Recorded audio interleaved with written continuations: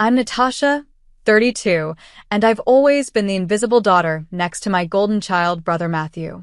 When Dad died after his long battle with cancer, I expected some recognition for the months I spent caring for him. Instead, at the attorney's office, I discovered the truth about my place in the family. If you've ever felt like the forgotten child in your family, stick around. What I discovered in that attorney's office changed everything, and what I did next. Let's just say nobody saw it coming. Before I continue, let me know where you're watching from the comments, and hit that like and subscribe button if you've ever had to stand up for yourself in a family that didn't see your worth. Growing up in the shadow of my father Robert's expectations was like trying to catch sunlight in your hands, impossible and frustrating. From my earliest memories, our family dynamic was crystal clear. Matthew could do no wrong, while I could never quite do enough right. When Matthew scored A B on his math test, Mom Diana would tape it proudly to the refrigerator. When I brought home straight A's, she'd nod and say, "That's what we expect from you, Natasha." The disparity was subtle but constant. Our family celebrations always orbited around Matthew's achievements. His Little League games became family events with grandparents invited and elaborate dinners afterward. My piano recitals? Mom would check her watch throughout, and Dad would often have important work calls that prevented his attendance altogether. I still remember my 10th birthday when half the party conversation centered around Matthew's recent science fair win. I blew out my candles wishing to be seen. Family vacations followed the same pattern. If Matthew wanted to go to the beach, we went to the beach, despite my severe sunburns and preference for mountains. If Matthew wanted to try the expensive restaurant, Dad would splurge, but when I asked to visit a museum that interested me, money suddenly became tight. I learned early that my preferences were optional extras in our family storyline. This dynamic shaped me in ways I'm still discovering. By 13, I was fiercely independent, not by choice but necessity. I became the family problem solver because no one else bothered to notice what I needed. When my bike broke, I learned to fix it myself because Dad was busy teaching Matthew to throw a football. When I needed help with a school project, I figured it out alone while Mom spent hours helping Matthew with his. My teenage years only widened the gap. While Matthew received a brand new car for his 16th birthday, I was told I could use Mom's old sedan when available. When college application time came, my parents attended every campus tour with Matthew, discussing options over elaborate dinners. For my applications, they signed the necessary forms and reminded me to apply for scholarships. The message was clear: Matthew's future was a family investment. Mine was my own responsibility. College became my first taste of true independence. While Matthew attended an expensive private university with full parental support, I juggled 3 part-time jobs while maintaining a scholarship at the state school. I worked as a barista opening shifts, a library assistant during afternoons, and a waitress on weekends. My parents called these jobs character building while paying Matthew's fraternity dues. The irony wasn't lost on me when Mom would call, not to check on my well-being, but to ask if I could edit Matthew's papers between my shifts. My graduation day should have been triumphant. I finished with honors, debt-free, through sheer determination. But even this accomplishment was overshadowed when Matthew announced he'd received a job offer at a prestigious firm, never mind that he'd gotten the interview through Dad's connections. The celebration dinner that night became a toast to Matthew's bright future, with my achievement mentioned as an afterthought. The pattern continued into our adult years. When Matthew decided to buy his first house, our parents contributed significantly to his down payment. When I purchased my modest condo a year later, Mom sent a houseplant with a note saying, "So proud of your independence." The financial disparity was glaring, but the emotional message cut deeper. Matthew needed and deserved support. I was expected to fend for myself. It was during this time I met Nathan at a friend's gallery opening. He noticed things about me that my family never had: my quiet determination, my dry humor, my thoughtful approach to problems. More importantly, he noticed the family dynamic immediately. After his first holiday dinner with my family, he sat stunned in the car afterward. "Do they always talk over you like that?" he asked. "And did your mom really just take the dessert you brought and present it as her own?" Having someone finally see what I'd experienced my entire life was both validating and heartbreaking. A particularly revealing family dinner occurred 3 years ago. I had just received a significant promotion at the marketing firm where I worked. I mentioned it briefly as we passed the potatoes, and my mother nodded before immediately turning to Matthew. "Tell everyone about your new project proposal," she urged, beaming. Matthew launched into a detailed explanation of his idea, one that hadn't even been approved yet, while everyone listened attentively. Later that same evening, when Nathan pointedly brought up my promotion again, my father looked genuinely surprised. "I didn't know you were up for a promotion," he said, though I'd mentioned my candidacy during our last 3 phone calls. As adults, our divergent paths became even more pronounced. I built a stable career through strategic moves and hard work. Meanwhile, Matthew bounced between jobs, always with a story about why the company wasn't the right fit or how his boss couldn't recognize talent. Despite his professional instability, our parents continued to praise his ambition and refusing to settle. When he needed financial help between positions, they readily provided it, calling their support investments in his future. Matthew's marriage to Victoria seemed to solidify his position as the family favorite. Victoria, with her polished appearance and social savvy, charmed my parents instantly. She knew exactly how to compliment Mom's cooking and laugh at Dad's jokes. More tellingly, she quickly learned to participate in the family dynamic, subtly dismissing my accomplishments while amplifying Matthew's. They became a united front against my inclusion in any meaningful family decisions. When Dad's health began deteriorating 2 years ago, the true nature of our family roles became impossible to ignore. I took unpaid leave from my job to help with his care, administering medications, coordinating with doctors, and providing the hands-on support he needed. Matthew, meanwhile, managed the finances remotely, calling in weekly from his home 3 states away. Mom would praise his critical help with the paperwork, while I sat beside Dad during chemotherapy sessions, held his hand through painful nights, and adjusted my entire life to be present. During those months of caregiving, I clung to the hope that my presence mattered, that this sacrifice would finally be seen. Dad occasionally had moments of lucidity and gratitude, weakly squeezing my hand and thanking me for being there. Those small acknowledgments sustained me through the exhaustion and heartache.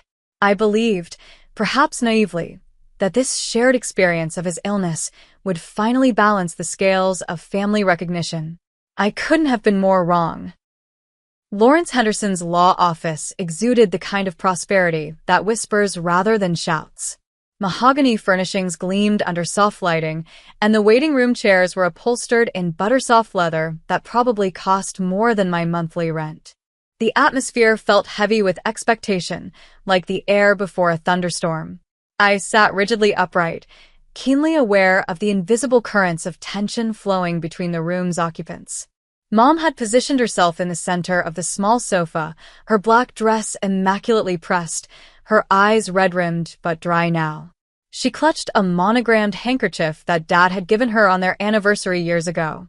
Matthew sat beside her, one arm protectively around her shoulders, the very picture of the dutiful son. His somber expression might have been convincing if I hadn't caught him checking stock prices on his phone minutes earlier. Victoria perched on Mom's other side, her designer morning outfit, somehow managing to be both appropriate and flattering. Her sleek bob didn't have a hair out of place, and the subtle smirk that occasionally tugged at her lips when she glanced my way made my stomach tighten. Nathan sat beside me, his warm hand covering mine, a silent anchor in the choppy seas of family politics. His presence reminded me that regardless of what happened in this room, I wasn't alone anymore. When Henderson's assistant ushered us into the main office, the seating arrangement naturally replicated itself. Mom, Matthew, and Victoria on one side, Nathan and I on the other. The physical division felt symbolic of the emotional reality I'd lived with for decades. Henderson himself was a study in professional neutrality, silver-haired and silver-tongued, with the practiced compassion of someone who delivers life-altering news on a regular basis. "Before we begin," he said, shuffling papers with manicured hands, I want to express my sincere condolences for your loss. Robert was not only a client, but someone I considered a friend. He nodded particularly toward Mom, who dabbed at her eyes in response. I noticed he didn't look at me during this statement, and a cold prickle of foreboding crawled up my spine. The reading began with standard legal preamble, statements establishing Dad's sound mind, revocation of previous wills, appointment of executors. I listened with increasing confusion as Henderson methodically worked through paragraphs of legalese without mentioning any specific bequests to me.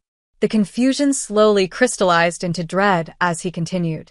To my son, Matthew Robert Wilson, I leave the entirety of my financial assets, including but not limited to banking accounts, investment portfolios, retirement funds, and life insurance policies. Additionally, I leave him full ownership of Wilson Family Properties LLC, including the family home and vacation property in Lake Tahoe. The words hit me like physical blows. I felt the blood drain from my face as Henderson continued without pause.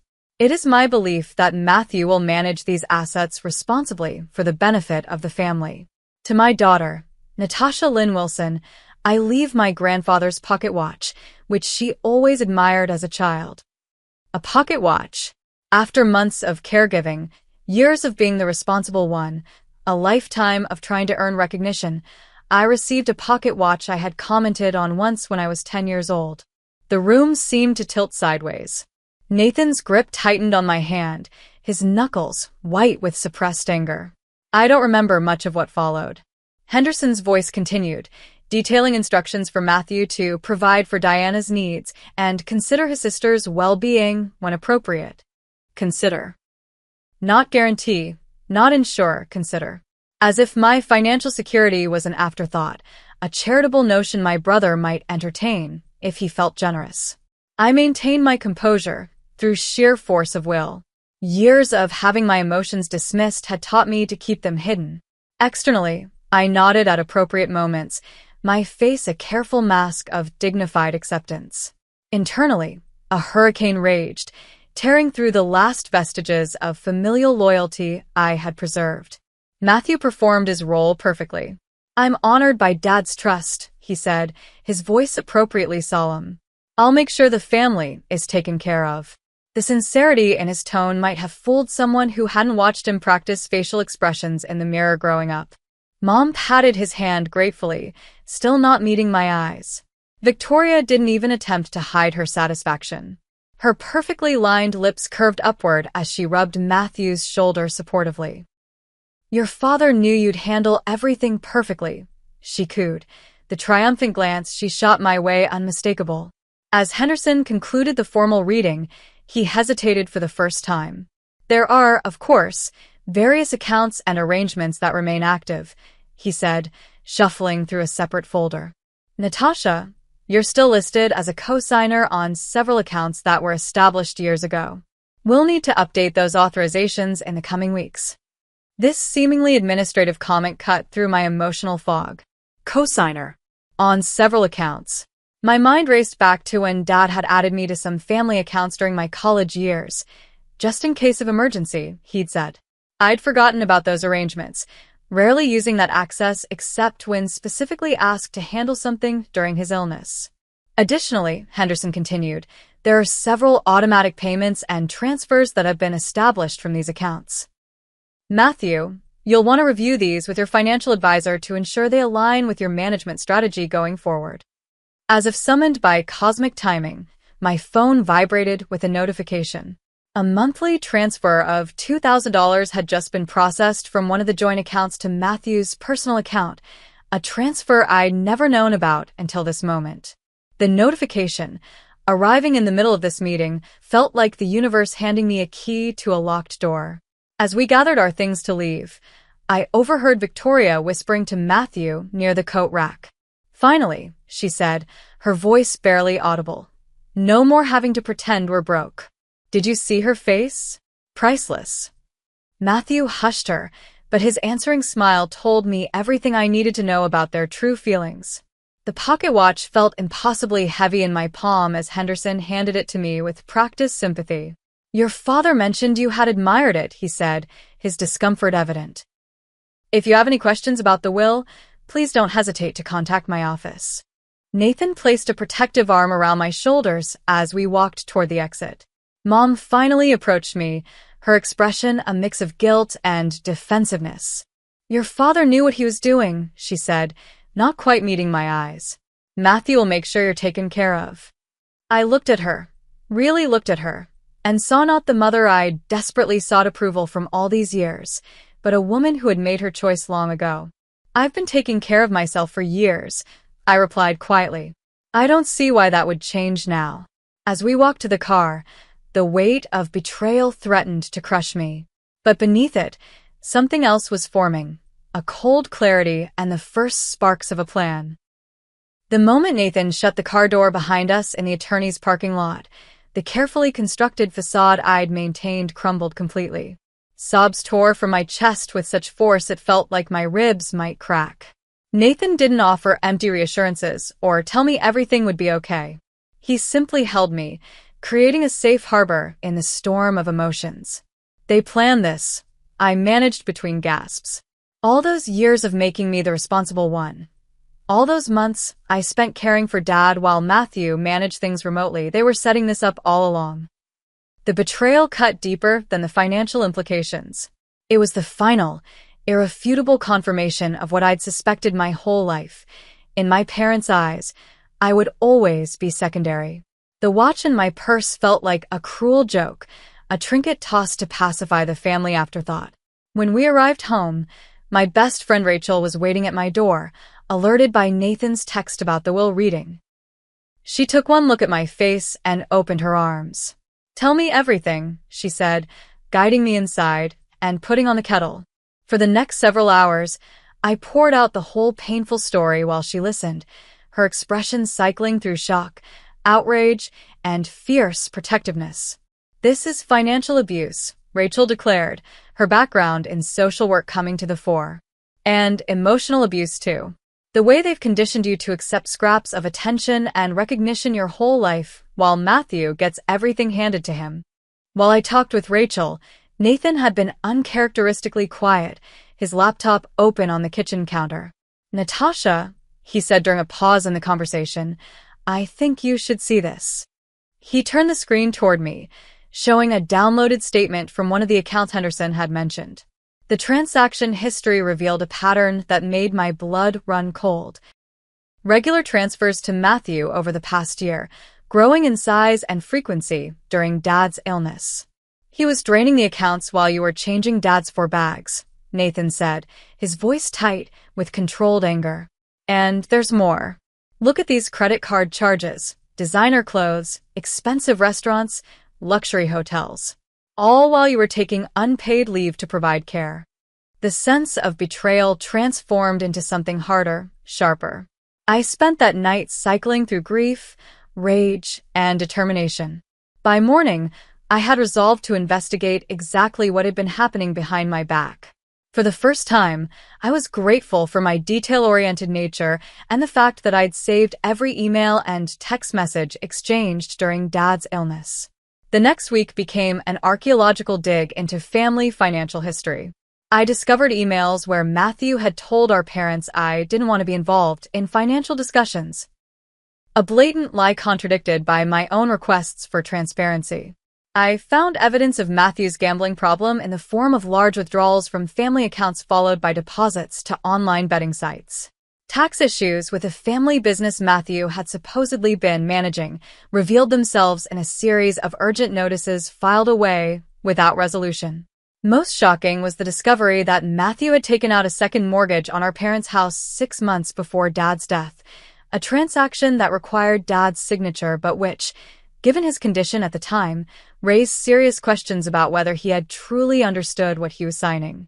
"They didn't just leave me nothing," I told Nathan one night as we reviewed the mounting evidence. "They let Matthew systematically dismantle the family finances while I was distracted by Dad's care. And now he has legal control to finish the job." Rachel suggested I see her therapist, Dr. Jenkins, who specialized in family trauma. In those sessions, I began to recognize patterns I'd normalized my entire life. "You've been conditioned to view your needs as secondary," Dr. Jenkins explained. Your brother learned to expect his needs would always be primary. These are deeply ingrained family roles that won't change without direct confrontation. Through therapy, journaling, and long conversations with Nathan and Rachel, my perspective gradually shifted. I moved from feeling like a victim of circumstance to recognizing I had options, power, and agency in this situation. The realization was simultaneously terrifying and liberating. One evening, while reviewing account documents, I noticed something that stopped me cold. The joint accounts Henderson had mentioned weren't just minor secondary accounts. They were the primary family accounts that now contained the bulk of the inheritance. My status as co-signer hadn't been updated or removed. Legally, I still had full access and authorization. I need to understand exactly what this means, I told Nathan, already reaching for my phone. The next day, I met with Jessica, a financial advisor recommended by Rachel. Her office was nothing like Henderson's, practical, welcoming, with certificates from women's business associations on the walls. As a co-signer with equal authorization, you have the same legal rights to manage these accounts as your brother, Jessica explained after reviewing the documentation. Your father may have left everything to Matthew in his will, but he didn't complete the process of removing you from these accounts. Legally speaking, you have the right to protect these assets from mismanagement.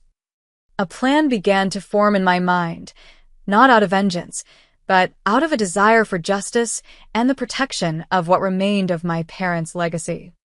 If Matthew had been bleeding the accounts dry during Dad's illness, how much worse would it be now that he had explicit permission? To confirm my legal standing, I consulted with Marcus Williams, an attorney specializing in estate disputes. Unlike Henderson, Marcus listened without judgment as I explained the situation and presented the evidence I'd gathered. Your case is unusual but not unprecedented, he said, reviewing the account documents. Your father's will express his wishes, but the existing account structures give you legal standing to act. Given the evidence of financial mismanagement, you could potentially contest the will entirely, but that would be a lengthy and expensive process with no guaranteed outcome. I don't want to fight over the inheritance, I clarified. I just want to stop the bleeding before there's nothing left for anyone, including my mother, who doesn't seem to realize what's happening. Marcus nodded thoughtfully. Then you may have a more immediate option. As a legal co-signer on these accounts, you have the authority to monitor and, if necessary, halt transactions that appear suspicious or damaging.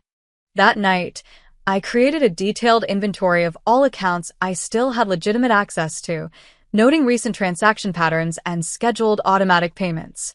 The picture that emerged was disturbing: steady drains from primary accounts into Matthew and Victoria's personal spending, with minimal funds directed toward actual family expenses or Mom's needs. Nathan expressed concern as I outlined my forming plan. Are you sure about this? They're going to be furious. There could be serious blowback. I showed him the latest discovery: credit card statements showing Victoria had spent nearly $12,000 on luxury items in the month since Dad's death, all from family accounts. I'm sure about this, I said. Someone has to stop them before there's nothing left. The final confirmation came unexpectedly. Mom called one afternoon, sounding distracted. Natasha, do you remember where Dad kept the property tax information? Matthew says he can't find it and the payment is due next week. It's in the filing cabinet, third drawer under property. I replied automatically. Has Matthew been helping with the household expenses? I asked carefully. Mom's hesitation spoke volumes. Well, he's been very busy settling everything. I'm sure he'll get to it once things calm down. Victoria says they're reviewing all the finances carefully. After we hung up, I made my decision. This wasn't just about me anymore. It was about protecting what remained of my parents' assets, including ensuring Mom's financial security. With renewed determination, I opened my laptop and began executing my plan. With clarity of purpose guiding me, I developed a strategic approach to address the financial situation. Jessica, my financial advisor, helped me create a comprehensive spreadsheet tracking every automatic payment and transfer scheduled from the accounts I co-signed. The patterns revealed were disturbing: substantial sums flowing to Matthew and Victoria's personal accounts under vague labels like family management, and property expenses. These transfers have increased 340% in the last year, Jessica noted, highlighting a particularly concerning trend.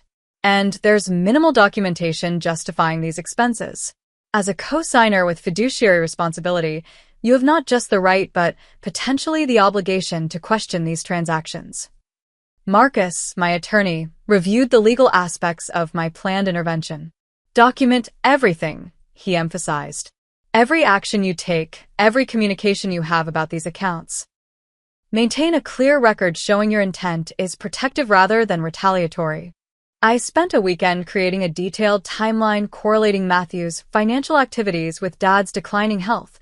Large withdrawals occurring days after major medical setbacks, new credit accounts opened as Dad became less lucid. The pattern suggested opportunistic exploitation rather than responsible management. Nathan remained supportive but cautious. I understand why you need to do this, he said one evening as we reviewed the final plan. But these are the people who raised you. Are you prepared for what this might do to your relationship with them? I considered his question carefully. The relationship I thought we had was an illusion, I finally replied. They showed me who they really are at that attorney's office. Now I'm showing them who I really am, someone who won't be taken advantage of anymore.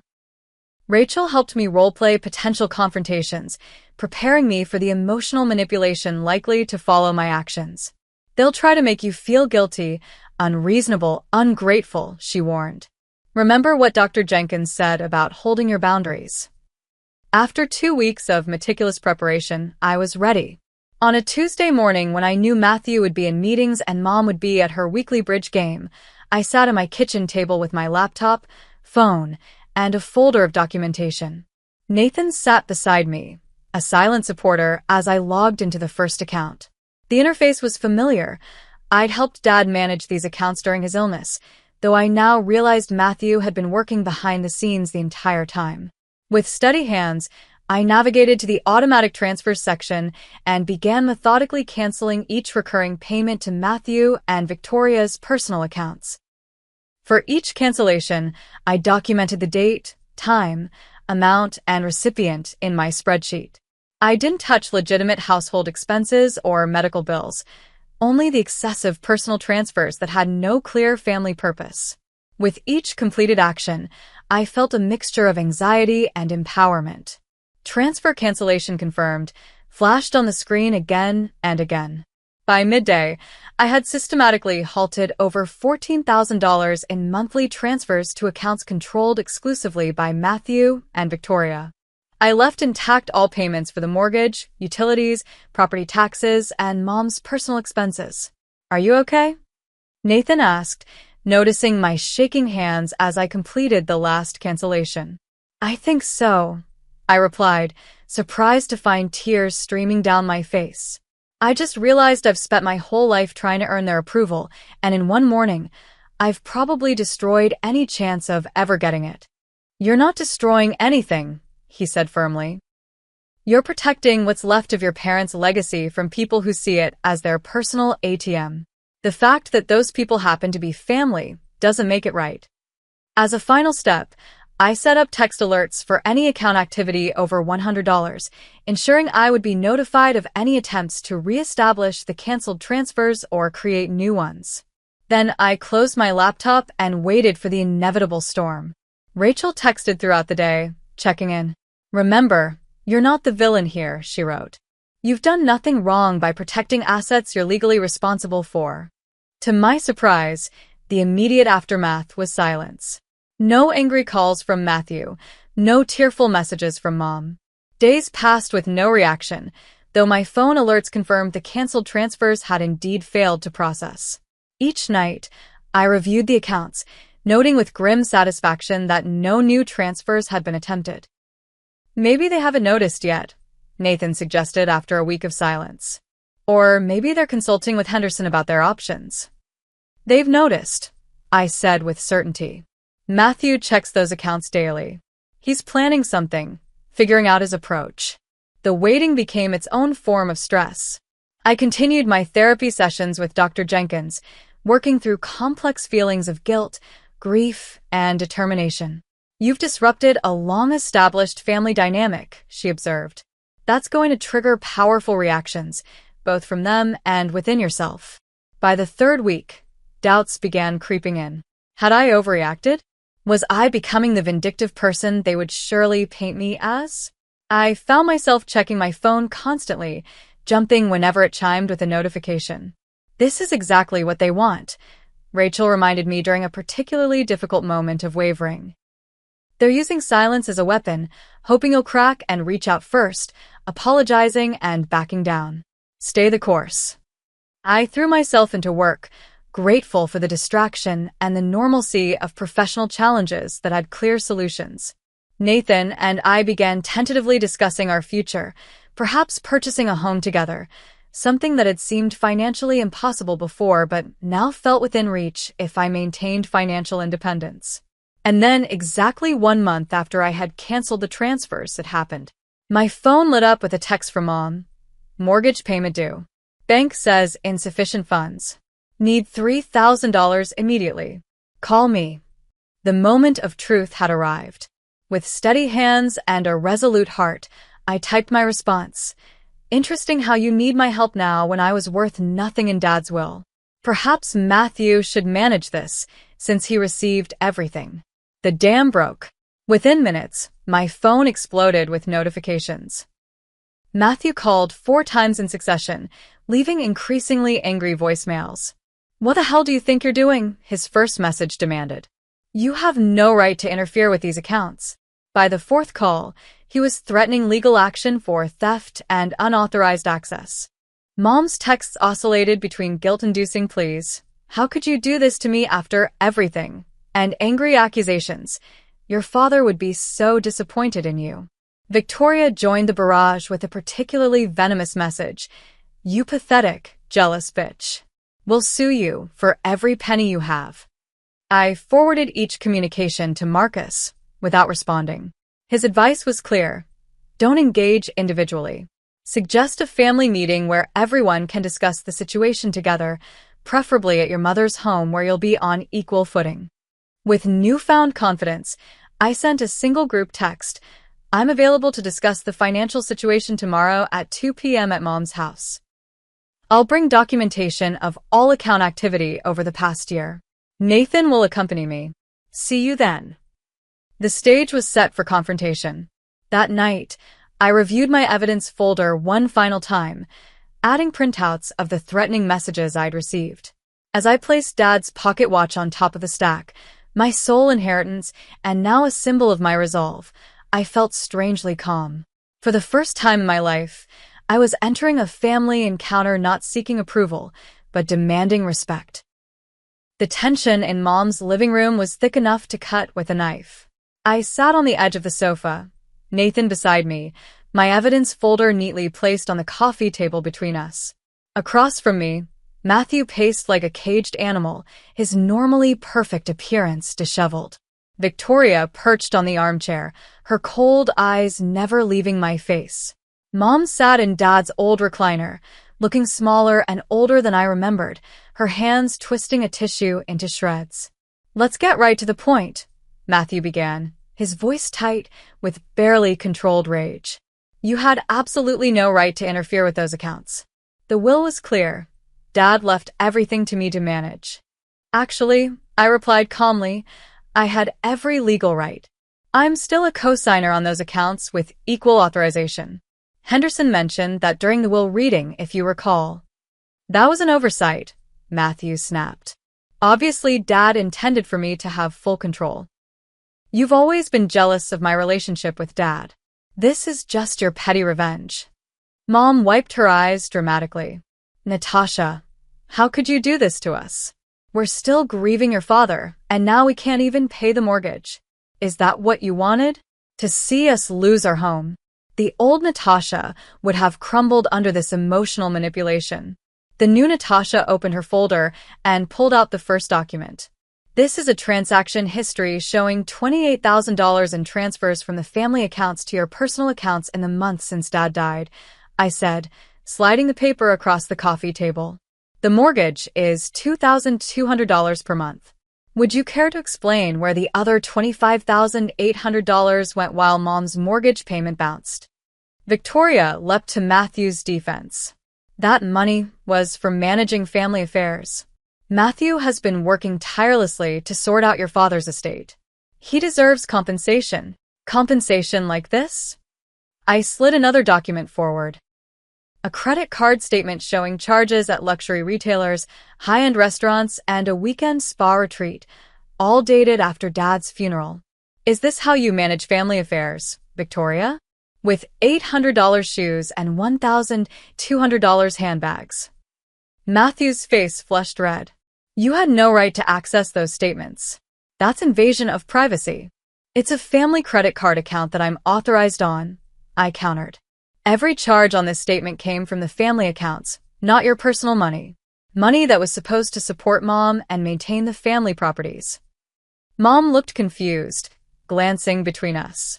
Matthew told me the accounts were just temporarily low because of funeral expenses and estate taxes. There haven't been any estate taxes paid yet, I said gently, showing her another document. In fact, there are several urgent tax notices here that haven't been addressed at all. Matthew's defensive posture shifted subtly. I've been meaning to get to those. Everything's been overwhelming since Dad died. Overwhelming indeed, I agreed, pulling out the next document. Especially with managing those daily withdrawals to BetRight online casino. $4,000 last month alone. The color drained from Matthew's face as Mom gasped audibly.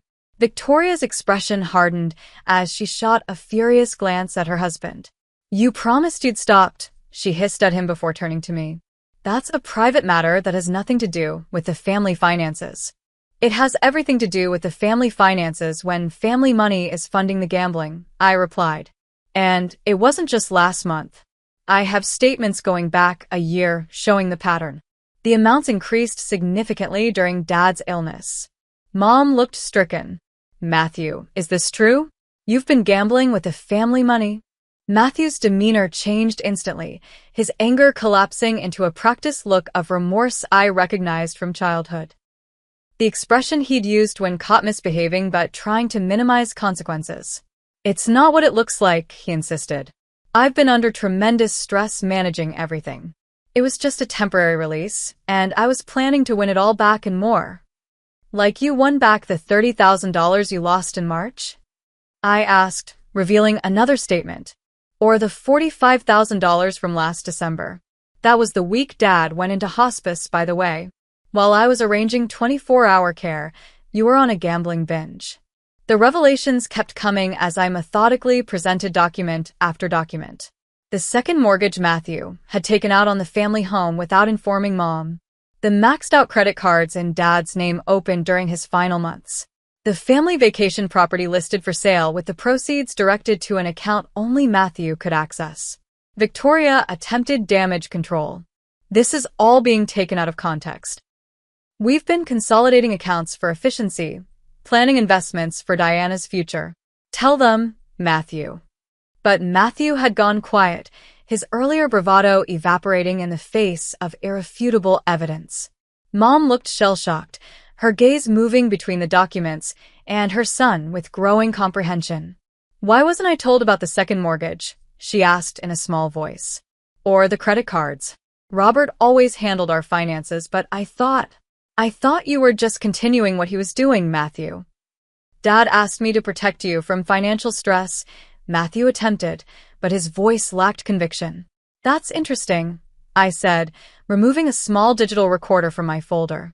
Because that directly contradicts what you told Henderson about Dad's wishes. I pressed play, and Matthew's voice filled the room. My sister doesn't need to know the details of the new arrangement. She's never been good with money. Dad was clear about that. Just make sure everything transfers to my control after he's gone. Mom will follow my lead. The recording, made during a call I'd received accidentally when Matthew had pocket-dialed me during a meeting with Henderson months before Dad's death, landed like a bomb in the room. Mom's face crumpled as the manipulation became clear. You deliberately excluded me from Dad's final arrangements, I said, my voice steady despite the emotion threatening to overwhelm me. You told them I didn't want to be involved when I was literally providing Dad's daily care. You created this narrative that I couldn't be trusted with money while you were systematically draining the accounts. For the first time, Matthew looked genuinely cornered. It wasn't like that. Dad really did want me to manage everything. He didn't think you were interested in the business side of things. Then explain this, I said, producing my final piece of evidence. Emails between Matthew and Henderson discussing how to structure the will to give Matthew control while maintaining Natasha's caregiving role without financial compensation. A heavy silence fell over the room. Victoria stared at the floor, her earlier confidence shattered. Matthew sat motionless, no longer attempting justifications. Mom looked at her son as if seeing him clearly for the first time. All those years, she whispered, I thought Natasha chose to be independent, that she didn't need our help the way you did. That's what you kept telling us, that she was doing fine on her own, that she preferred it that way. He lied to you, Nathan said quietly, breaking his supportive silence. He's been lying to all of you for years. Mom turned to me, tears streaming down her face. And I believed him. I always believed him. In that moment, the family mythology crumbled completely. The golden son revealed as a manipulator. The supposedly self-sufficient daughter exposed as the one who had actually been supporting everyone all along. The family finances not expertly managed, but systematically plundered. So what now? Matthew finally asked, defeat evident in his voice. You've made your point. What do you want? I closed my folder deliberately. I want what Dad would have wanted if he'd known the truth. I want the family assets protected, Mom's future secured, and accountability for how the money has been spent. I'm not asking for control or ownership. I'm asking for transparency and fairness. Mom nodded slowly, looking years older than she had that morning. I think that's more than reasonable. Matthew, Victoria, I think we need to have a very serious conversation about what's been happening. As the reality of their situation sank in, I felt no triumph, only a sad resolution. The family I had desperately wanted to be valued by had never really existed. But perhaps from these painful truths, something more honest could eventually emerge. The days following the confrontation were tense but productive. With the facts laid bare, we moved into a phase of damage assessment and negotiation. Marcus, my attorney, suggested bringing in a neutral third-party mediator to facilitate discussions and ensure all voices were heard. I agreed immediately, wanting the process to be fair despite the profound betrayal I'd experienced. Our first formal meeting took place in a conference room at Marcus's office building. The mediator, Eleanor Walsh, was a semi-retired judge with a reputation for fairness and an uncanny ability to cut through emotional entanglements to focus on practical solutions. Her no-nonsense approach set the tone from the beginning. We're here to establish facts, identify available resources, and create a plan for moving forward that protects the interests of all family members, she stated, looking directly at each of us in turn. This is not about assigning blame or revisiting past grievances. It's about finding a path forward. Matthew arrived with a different attorney than Henderson, a younger, less polished lawyer named Grant who specialized in financial settlements rather than estate law. The change suggested Matthew recognized he needed practical damage control rather than the family's long-standing legal relationships. My client acknowledges there have been some financial irregularities, Grant began cautiously. However, he maintains that his intentions were to manage family assets in accordance with Robert Wilson's wishes. Eleanor cut through the diplomatic phrasing immediately. Let's be specific about these irregularities. According to the documentation provided, we're talking about approximately $214,000 in unexplained withdrawals over the past 18 months, personal expenses charged to family accounts totaling $67,000, and gambling losses of $112,000, plus a second mortgage of $180,000 with no clear accounting of where those funds went. Is that accurate? The room fell silent as the numbers were laid out so starkly. Mom looked physically ill, while Matthew stared at the table, unable to meet anyone's eyes. Victoria, noticeably subdued compared to her previous aggression, sat slightly apart from Matthew. Those figures appear broadly consistent with our own assessment, Grant conceded after conferring quietly with Matthew. Then let's start there, Eleanor continued. The first priority must be securing Mrs. Wilson's living situation and ongoing expenses. The mortgage payments need to be brought current immediately to prevent foreclosure proceedings. This practical focus helped cut through the emotional tension. Over the next 3 hours, we established the current state of each account, identified outstanding debts, and created a comprehensive inventory of remaining assets. The picture that emerged was sobering. While Dad had left a substantial estate on paper, Matthew's mismanagement had reduced its actual value by nearly 40%. I didn't realize how bad it had gotten, Matthew admitted during a discussion of the gambling debts. It started small, just a way to blow off steam during Dad's illness. Then I started trying to win back what I'd lost, and it spiraled. For the first time, I saw a glimpse of genuine remorse in my brother's expression. Not just regret at being caught, but actual recognition of the damage he'd caused. Victoria remained largely silent during these admissions, her earlier bravado replaced by tight-lipped calculation. Mom, who had initially seemed shell-shocked, gradually found her voice as the meeting progressed. I need to understand everything from now on, she insisted. I've been too passive about our finances. That stops today. By the end of that first session, we had established some immediate action items, bringing the mortgage current, creating a proper budget for Mom's living expenses, and freezing all non-essential spending from family accounts. Matthew agreed to provide full documentation of all transactions from the past 2 years and to resign as the sole executor of Dad's estate. The power dynamics had shifted palpably. Matthew, accustomed to being the family golden child whose word was law, now found himself accountable to the very people he'd dismissed. His creditors had begun calling during our meeting, his phone buzzing repeatedly with collection notices he tried to ignore. Our second mediation session a week later focused on creating a new, legally binding financial agreement. Eleanor had drafted a proposed settlement that required significant concessions from Matthew while ensuring fair treatment for everyone. This agreement establishes co-trusteeship of all family assets between Diana Wilson and Natasha Wilson, Eleanor explained, distributing copies. It requires full financial transparency, with quarterly accounting reports provided to all parties. It establishes a repayment plan for the misappropriated funds, secured by Matthew's portion of the eventual estate distribution. Matthew looked uncomfortable but resigned.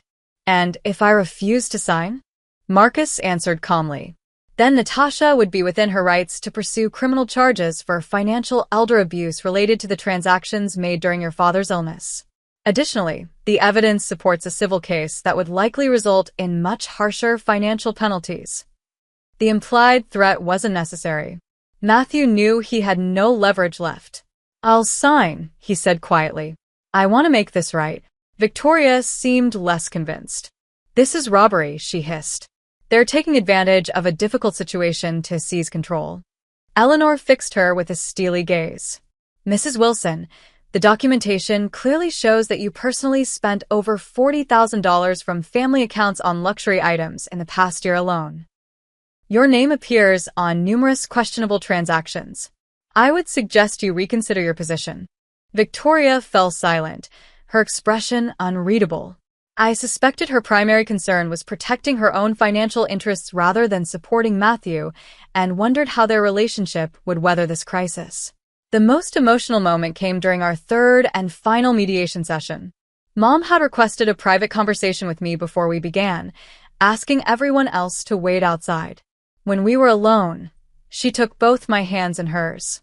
I've been thinking about everything that's happened, she said, her voice trembling slightly. Not just these past weeks, but all the years before. I didn't see what was happening, or maybe I didn't want to see it. Your father and we always found it easier to focus on Matthew because he seemed to need us more. You were so capable, so independent. We told ourselves you were fine on your own. Tears spilled down her cheeks as she continued. But that wasn't fair to you. We should have supported you equally, celebrated your accomplishments, been there when you needed us.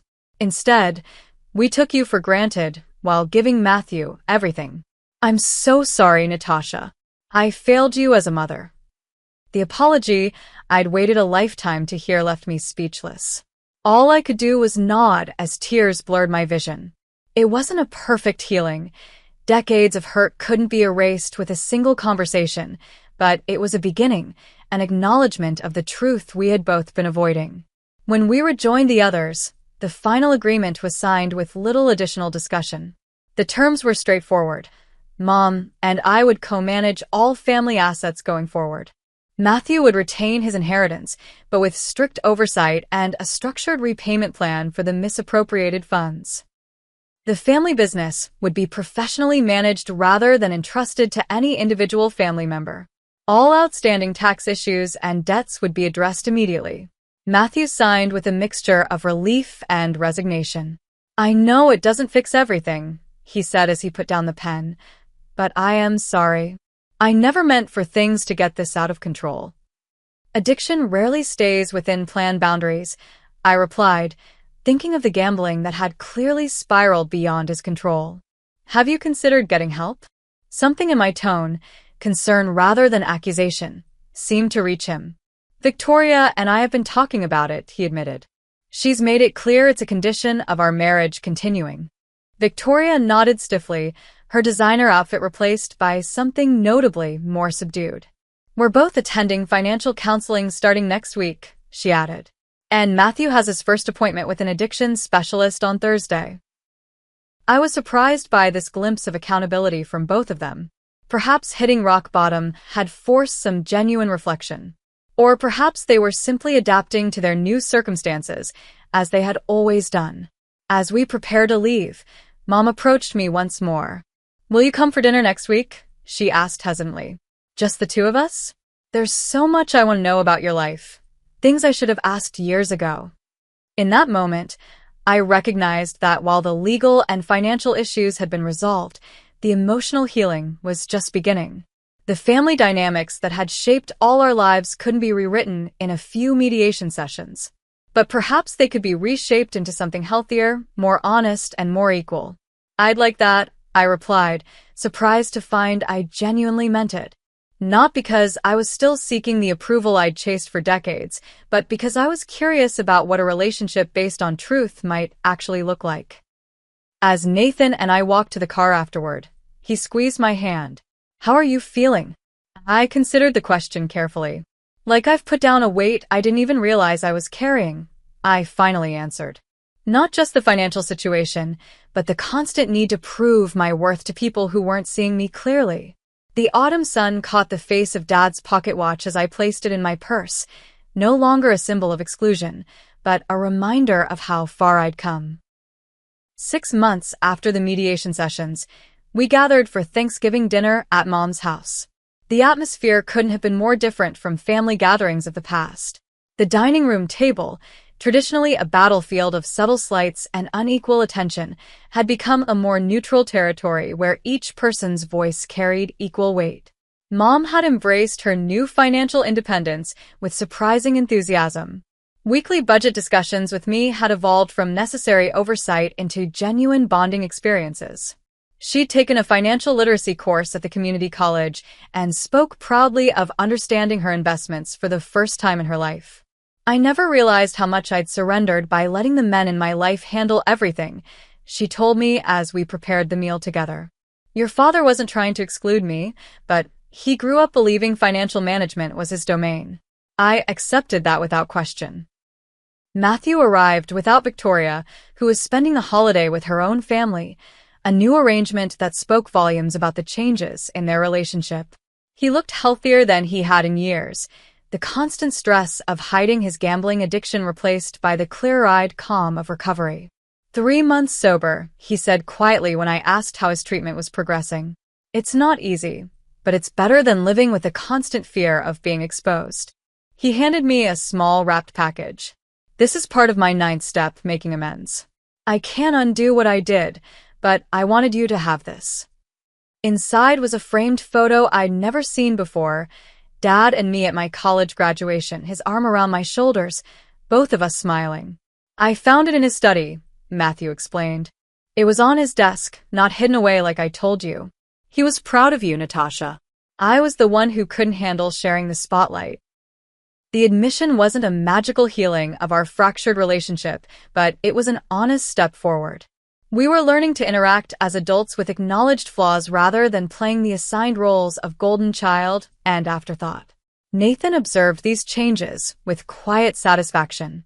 "You stand taller now," he told me later that evening as we walked around the neighborhood after dinner. "You don't shrink yourself anymore when you're with them." He was right. The newfound clarity about my family dynamics had transformed more than just our financial arrangement. It had shifted something fundamental in how I viewed myself. No longer seeking validation I'd never receive, I could engage with my family from a position of earned confidence. This confidence extended to my professional life as well. 3 months after the mediation, I'd been offered a significant promotion at work, one that recognized the leadership skills I'd demonstrated throughout the family crisis. Where once I might have downplayed my accomplishments to avoid making Matthew look bad, I now embraced them openly. Nathan and I had made our own progress, purchasing a modest but charming home together and getting engaged on a weekend trip to the coast. "I fell in love with your strength long before any of this happened," he said as he slipped the ring onto my finger. "But watching you stand up for yourself made me even more certain you're the partner I want for life." Rachel remained my steadfast supporter, celebrating each small victory in my family's evolving dynamic. "What you're describing is actually quite rare," she told me during one of our regular coffee dates. "Most families resist change so strongly that they'd rather maintain toxic patterns than adapt to healthier ones." Mom had made the most surprising transformation. Where once she had automatically defended Matthew and dismissed my concerns, she now made visible efforts to balance her attention and support. She'd begun asking about my work, my interests, my plans for the future, conversations we'd never had during my childhood. "I missed so much of your life," she admitted during one of our now regular dinner dates. "I was so busy worrying about Matthew that I never realized I was neglecting the child who actually had her life together." Of course, old patterns occasionally resurfaced. During a family discussion about holiday plans, Mom automatically deferred to Matthew's schedule before catching herself. "Actually, let's check what works for everyone," she corrected, shooting me an apologetic glance. These moments no longer triggered my old insecurities. Instead, they became opportunities to practice new, healthier responses. Matthew's journey proved more complicated. His gambling addiction treatment revealed deeper issues with self-worth and validation-seeking that mirrored my own struggles in unexpected ways. "The golden child role was its own kind of prison," he explained during a rare moment of vulnerability. "I was terrified of failing, of being discovered as a fraud who didn't deserve the favoritism."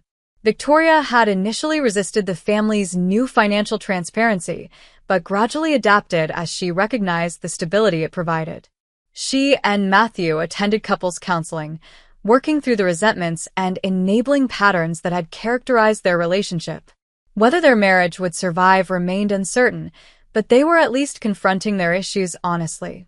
The practical outcomes of our mediation agreement had proved successful beyond expectation. With professional management, the family business had stabilized and begun generating consistent income again. The tax issues Matthew had neglected were resolved, though with significant penalties that came from his portion of the assets. Mom's financial security was assured, with regular accounting reports providing peace of mind for everyone. As for Dad's watch, my sole inheritance had taken on new meaning. What once felt like a token gesture now represented something more nuanced. Perhaps Dad, in his own limited way, had tried to give me something personally meaningful rather than just financial assets. I would never know his true intentions, but I'd made peace with the uncertainty. During a quiet moment on Christmas Eve, as the family gathered in Mom's living room, I reflected on how much had changed in a single year. Last Christmas, Dad had been in hospice, the family dynamics firmly entrenched in their dysfunctional patterns. Now, those patterns had been disrupted, creating space for something healthier to grow. "What are you thinking about?" Nathan asked, noticing my contemplative mood. That sometimes the most painful revelations lead to the most necessary changes, I replied. I would never have chosen to discover my family's betrayal, but without that moment in the attorney's office, nothing would have changed. The journey from invisibility to recognition hadn't been easy, but it had been essential. By refusing to accept the role assigned to me, I had not only protected my family's financial future but also catalyzed a transformation in relationships that had seemed permanently fixed. The forgotten daughter had finally been seen, not because others chose to see her, but because she demanded recognition. As I look back on this challenging year, I realized the most important lesson wasn't about money or inheritance or even family dynamics. It was about the power of standing up for yourself when necessary, about refusing to accept less than you deserve. Sometimes the hardest conversations lead to the most healing outcomes. Sometimes you have to be willing to disrupt everything to build something better. Have you ever had to stand up to family members who weren't treating you fairly? What gave you the courage to finally draw that line in the sand? Share your experiences in the comments below. Your story might help someone else find their voice. And if this resonated with you, please like and subscribe to see more stories about finding strength in difficult situations. Thank you for listening to my journey, and remember, your worth isn't determined by how others treat you, but by how you choose to treat yourself.